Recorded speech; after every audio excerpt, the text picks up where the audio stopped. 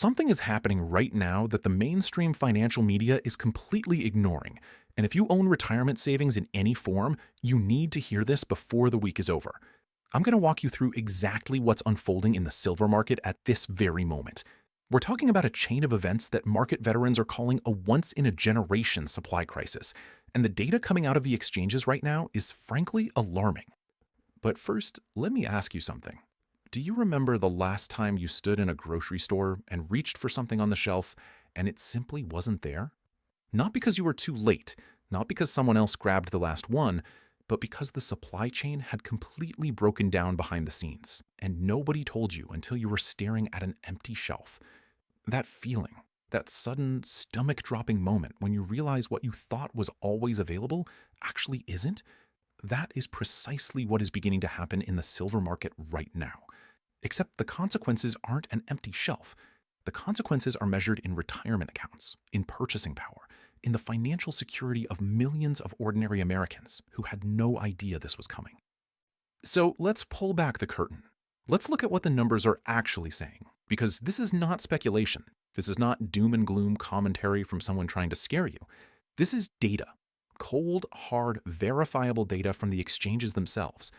Right now, the spot price of silver sits around $71 per ounce. And at first glance, you might think, okay, that's elevated, that's high, but it's still accessible. People are still buying it, dealers still have some inventory. So what's the crisis? Why does this video carry the word breaking in the title? Here's why. The crisis isn't about the price. The crisis is about what's happening beneath the price. In the vaults, in the warehouses, in the exchange mechanics that almost nobody outside of Wall Street and the trading floors actually understands. And once you see it, you cannot unsee it. At the COMEX, which is the primary exchange in the United States where futures contracts for silver are traded, there are two categories of silver that matter. The first is called eligible silver. This is silver sitting in approved vaults that meets quality standards. It's technically there. It's physically present. But here's the critical distinction. It is not available for delivery. It belongs to private owners who have chosen to store it at the exchange but have not made it available for anyone to claim. Think of it like money in a savings account that you can see on the screen but have frozen from withdrawal. The second category is called registered silver. This is the silver that actually counts. This is the metal that can be physically delivered when a futures contract comes due. This is the stuff that backs the paper. And right now, the registered silver sitting in COMEX vaults, the silver that can actually be delivered to someone who demands it, stands at approximately 85 million ounces. 85 million ounces. Write that number down. Now, here's where it gets terrifying. The open interest on COMEX silver contracts, meaning the total number of paper claims on silver that currently exist in the futures market, stands at over 535 million ounces. 535 million ounces of paper claims against 85 million ounces of registered, deliverable physical metal. That is a leverage ratio of over 6 to 1. For every single ounce of silver that actually exists and can be delivered, there are more than 6 paper contracts claiming ownership of that same ounce. In a calm, orderly market, this works fine. Most people don't demand delivery. They roll their contracts, settle in cash, and move on. The system is built on the assumption that only a tiny fraction of contract holders will ever actually show up and say, "Give me the metal." But what happens when that assumption breaks down? What happens when more and more holders of those contracts show up and say, "I want the physical"? The delivery coverage ratio right now is sitting at 15.9%. That means that if even 1 in 6 holders of open contracts decided to demand physical delivery of their silver simultaneously, the entire registered inventory at COMEX would be gone. Completely wiped out. And the exchange would face a default scenario that would send shockwaves through every financial market on the planet. Now, before I keep going, if you're watching this and you're sitting on $100,000 or more in retirement accounts, whether that's a 401k, an IRA, a pension rollover, I put together a free guide in the description below that breaks down exactly how thousands of American retirees are protecting their hard-earned wealth through saving strategies that most financial advisors never talk about. It's completely free. Just check the description and grab it while you're watching. Now, back to what's happening. The situation at the COMEX is just one piece of this puzzle, because what's driving the demand for physical delivery isn't just retail investors or YouTube viewers waking up to the story. The real force behind this supply crunch is industrial demand, and it is running at levels that would have seemed impossible just a decade ago. Silver is no longer simply a monetary metal. It is an industrial metal that happens to also function as money. And the industrial applications consuming silver right now are not shrinking. They are exploding. Solar panels require silver. Each panel uses a small but significant amount of pure silver paste for the photovoltaic cells. And as the global build-out of solar capacity continues to accelerate, driven by energy security concerns, climate policy, and sheer economics, the amount of silver being consumed by the solar industry alone is staggering. We're talking about hundreds of millions of ounces per year flowing into solar panels that will never be recycled. That silver is gone, locked into panels that will sit on rooftops and solar farms for decades. Electric vehicles require silver. Every EV contains multiple ounces of silver in its electrical systems, battery management circuits, and charging infrastructure. And that's before you even factor in the charging networks being built out around the world. Every single charging station requires silver in its components. Every grid upgrade, every smart meter, every power management system being installed as the world electrifies, all of it consumes silver. Artificial intelligence requires silver. This one catches people off guard, but the data centers powering the AI revolution require massive amounts of electrical infrastructure, and silver is embedded throughout, in the conductors, the connectors, the circuit boards of the servers themselves. The build-out of AI computing capacity over the next several years represents a demand driver for silver that most analysts haven't even begun to properly price in. And here's what makes this particularly acute right now. Global silver mine production grew by less than 1% last year, reaching approximately 820 million ounces. 820 million ounces of new supply from mines worldwide. Meanwhile, total global demand crossed 1.16 billion ounces. Do that math. Supply, 820 million. Demand, over $1.1 billion. That's a structural deficit of over 300 million ounces in a single year. And this isn't a one-year anomaly. We have been running these deficits consecutively, year after year, since at least 2021. The cumulative shortfall has now grown to roughly 820 million ounces of unmet demand stacked up over those years. The market has been quietly consuming above-ground stockpiles to make up the difference. And those stockpiles are not infinite. Now, let me tell you a story that may sound eerily familiar to what we're watching today. The year is 1979. Two brothers from Texas, Nelson Bunker Hunt and William Herbert Hunt, have been quietly accumulating silver for years. Their thesis was simple. The dollar was being debased through inflation. Government spending was out of control, and hard assets were the only real protection. Sound familiar?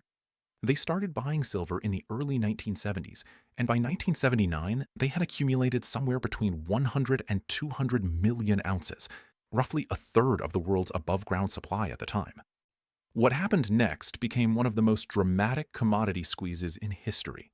As the Hunt brothers and their Arab partners began demanding physical delivery rather than cash settlement, the price of silver went parabolic. It went from roughly $6 an ounce in early 1979 to almost $50 an ounce by January 1980. That's an 800% move in under a year. People lined up around the block at coin shops. Dealers ran out of inventory. Refineries were melting down silverware and jewelry to feed the demand.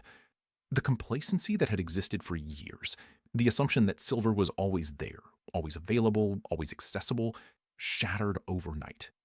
And the critical thing to understand about that moment is this. It didn't happen because of some external shock. It didn't happen because of a war or a natural disaster or a sudden technological revolution. It happened simply because a group of large players decided they wanted the physical metal instead of the paper. The existing supply structure, built on decades of assumptions about how people would behave, simply couldn't handle the change in behavior. Now fast forward to 2011. Silver ran from around $18 per ounce to nearly $50 per ounce in the space of a few months. Once again, a combination of physical demand, paper claims, geopolitical uncertainty following the financial crisis, and concerns about currency debasement created the conditions for a violent price spike. Once again, dealers found themselves scrambling to source product. Premiums over spot skyrocketed. Delivery times stretched to weeks or months, And then, as has happened in every silver spike throughout history, the exchange itself stepped in and changed the rules. COMEX raised margin requirements for silver futures multiple times in a single week, 5 separate margin hikes in 9 days, specifically to cool off the buying frenzy and protect the short sellers who were caught wrong-footed. The price crashed. The squeeze was broken, not by market forces, by regulatory intervention designed to protect the very system that had enabled the imbalance in the first place. Here's the question you should be sitting with right now. What happens when the system doesn't have enough physical metal to intervene?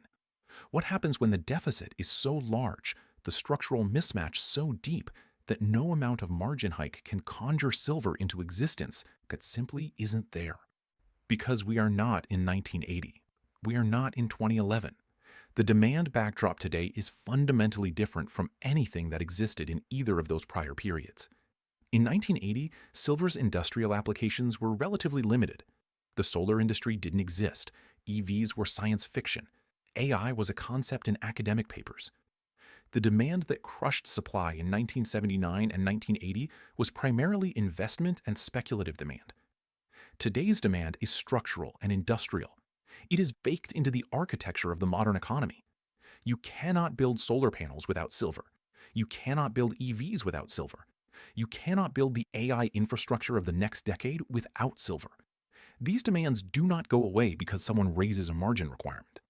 And on top of all of this sits another dynamic that most people in the West are completely unaware of. China has been reclassifying silver as a strategic resource. What this means in practical terms is that silver that used to flow freely in global trade is increasingly being retained within China. Chinese exports of silver have been restricted. The silver that industrial users in Europe and North America previously sourced from Chinese suppliers is no longer reliably available.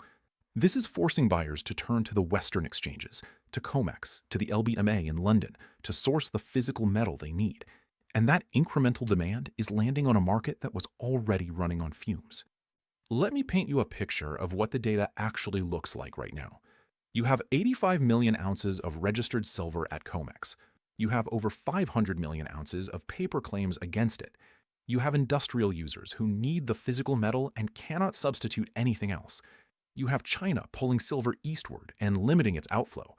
You have solar demand, EV demand, and AI infrastructure demand growing in parallel. You have mine production that is functionally flat.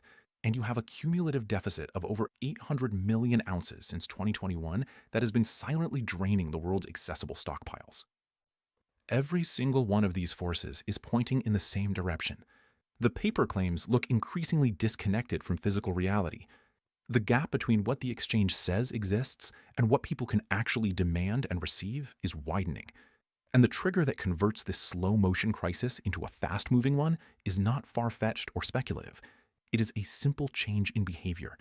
It is enough large holders of futures contracts deciding at the same time that they want the metal, not a cash settlement, not a roll, but the actual silver in their hands. When that happens, and the data suggests the pressure for it to happen is building with every passing week, the price discovery mechanism for silver will not work the way it has worked for the last several decades. The price will not be set by someone making a measured calculation about macroeconomic conditions and then placing an order. The price will be set by whoever has physical silver and whoever needs it desperately, and the distance between those two numbers in a genuine squeeze event is something that most people sitting comfortably in paper assets today simply cannot imagine. There's one more dimension to this that I want to make sure you understand before I wrap up, because it connects directly to the situation that many of you watching this are in right now. We are living through a period of extraordinary financial uncertainty. Geopolitical tensions are fracturing the global trading order. The dollar's reserve currency status is being challenged from multiple directions, by BRICS nations pursuing alternative payment systems, by the movement of gold reserves away from Western custodians and back to sovereign vaults, by the quiet but accelerating trend of nations settling bilateral trade in currencies other than dollars. Tariff regimes are reshuffling global supply chains in ways that economists are still struggling to model. Equity markets have shown in recent years just how violently they can move when sentiment shifts and liquidity dries up. And yet, trillions of dollars of retirement savings sit in exactly the kinds of assets that are most vulnerable to these dynamics. stocks, bonds, and cash. While one of the hardest, most historically resilient stores of value in human history is sitting at levels that look cheap relative to every structural driver pointing at it. If you have a meaningful amount of retirement savings and you're not thinking about how physical precious metals fit into your allocation, I want to take 30 seconds and mention something directly. A gold IRA or a silver IRA allows you to hold actual physical metal inside a tax-advantaged retirement account, not an ETF that tracks the price, not a mining stock. Actual bars or coins in a secure vault inside the legal framework of your retirement account, with all the same tax protections you already benefit from. For people sitting on significant retirement assets who are watching everything I've just described and feeling the weight of it, the supply squeeze, the structural deficits, the geopolitical realignment, the vulnerability of paper assets in a world that is clearly changing, this is something worth understanding before the window to act in a measured, unhurried way closes. The link in the description has a free guide that covers exactly how this works. Now, coming back to where we started, the supply being gone by Friday night. That headline is not hyperbole for its own sake. It reflects a precise technical reality. The deliverable silver at COMEX represents a tiny fraction of the contracts outstanding against it. The rate at which registered silver has been leaving vaults has been accelerating. The delivery pressure relative to available supply is sitting at nearly 300% of what can actually be delivered. In a futures delivery cycle, the window between when contracts become deliverable and when they expire is short. We are in that window. And the math of what's available versus what's being demanded is genuinely alarming in a way that doesn't require any extrapolation or worst-case assumption. The numbers speak for themselves. And here is what I want you to take away from all of this. Beyond the urgent headline, beyond the COMEX mechanics and the industrial demand numbers and the historical parallels, what I want you to understand is that the time to prepare for a supply crisis is not when the crisis is visible to everyone. It is now, when the data is clear to those who look, but the mainstream has not yet caught up. The people who were protected during the Hunt Brothers squeeze were the people who already had physical silver before the chaos began. The people who were protected during the 2011 run were the people who had accumulated positions before premiums spiked and delivery windows stretched. The pattern is always the same. Those who understand the mechanics act before the crowd, and the crowd discovers the situation only after the easy entry points are long gone. The supply picture for silver is not a problem that can be resolved quickly. You cannot mine your way out of a structural deficit in months or even years. New silver mines take anywhere from 7 to 15 years from discovery to production. The industrial demand driving this deficit is not going away. It is embedded in technologies that are being scaled at the fastest pace in human history. The paper claims sitting on top of a dwindling physical pool cannot be resolved by simply printing more paper. They can only be resolved by reality asserting itself. And when reality asserts itself in commodity markets, it tends to do so with extreme speed and extreme violence. For those of you who have watched this entire video and are sitting on $100,000 or more in a retirement account, I want to leave you with one final thought. The guide in the description below is free. It covers the savings strategies thousands of American retirees are using right now to protect their wealth. And if you reach out to mention that you watched to the end of this video, you're eligible for a complimentary one-on-one educational web conference, completely private, no sales pressure, no obligation, where you can walk through your specific situation with someone who can answer your exact questions. That offer is only available to American retirees with at least $100,000 in qualifying retirement assets, and it exists because the conversation that needs to happen right now is too important and too personal to have in a YouTube comment section. The silver supply clock is ticking, the math is unforgiving, and the window to act on what you now know is open right now. But as everything else about this story demonstrates, windows like this do not stay open indefinitely.